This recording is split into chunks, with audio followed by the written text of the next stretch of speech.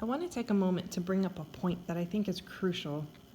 In reading the last, 21 pages of this journal, or if you've almost listened to this for about an hour, I would hope that this point would be obvious. And all that I've been learning in my life in the last set of years was not because someone came knocking on my door and tried to convince me of these things. It's not like some spokesman or evangelist for a particular denomination or religion was trying to sway me over to their side. It's not like I picked up some random book or a cult leader tried to persuade me to give something else a try. I think it's clear to see that everything I had been seeing was from the Word of Yehovah himself. No visions, no ooey-gooey feelings that led me to think a certain way. No miracles happening in front of my eyes to sway me into something. Just the Word of Yehovah, and me sincerely seeking him with all my heart.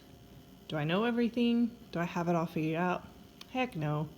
But as the days pass, I do want to study more and keep a life that is open to his ways and his things. And when I find out that I may have been wrong about something, then I will correct it. To be honest now, I don't even know what I would call myself other than Israel, because that is how the scriptures would classify me. From cover to cover of the Bible, it's all about a people group called Israel. These are God's people. I am Israel. So no, there was not a particular teacher or leader of a group or person that had an influence on me these years of my life. There seems to be a growing movement called the Hebrew Roots movement that is taking root. These are people who are also seeing the problems with the way the church has fallen away from the things of God and are just simply seeking to do his things his way, and that is beautiful. This has meant, though, coming out of the church, because the force of tradition is too strong to make any changes within it for rightness within these church organizations. However, I cannot categorize myself within this movement of Hebrew roots because, again, not everything that comes from this movement I agree with. However, I would say that what we've been doing is more along the lines of this, quote, movement, if anything. But I say this only because I have been accused by some of, falling into a cult or being led astray by bad leadership. And I'm still scratching my head on those accusations because I don't really know who my leader is. As far as I know, I haven't sent any money to anyone, so yeah. And by those definitions of a cult, I guess then the disciples were in a cult because they had a leader, Jesus, and followed the law, dropping everything to follow him, even family. So it's not that someone came knocking on my door to change my mindset.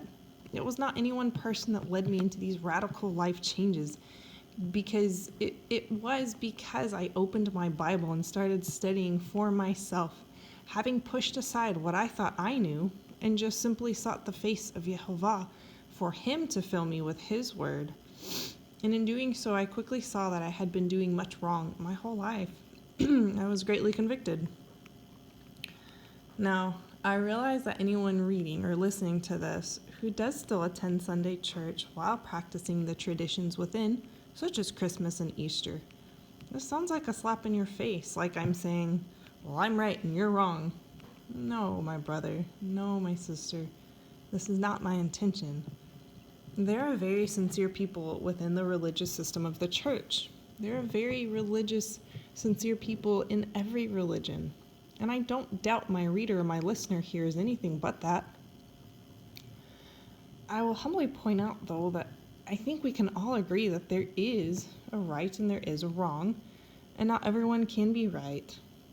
I do not have it all figured out, but there is no doubting that the church system has it very, very wrong.